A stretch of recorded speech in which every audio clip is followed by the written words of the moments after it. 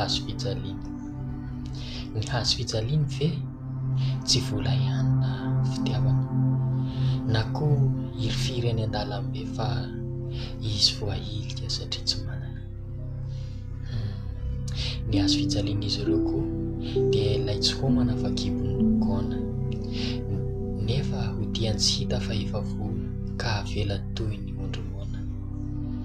Dia ahilika raha mba mangataka, mantsono tsy tia sasatra, nefa miezaka izy saingy voasakana ka aleony monina eny moron-tantatra. Kanefa any ho any misy miliba amin'izay tsy azy, manao fiainana be dia mirehare. Fizahay tsy mba resy amin'izay ady, harovana koa rehefa eny an-dalambe. Fizao no tsarovo mandrakariva, tsy safidiny ilay hazo fijaliana, fa no ezahiny lanjaina isan-kariva, na dia mavesatra tsirany ainy. Ka dia mitsetra sisa no andaniany alina, satria izay aloha ilay fiainany eto. Zakainy ihany na dia tsy tantiny ilay ranomaso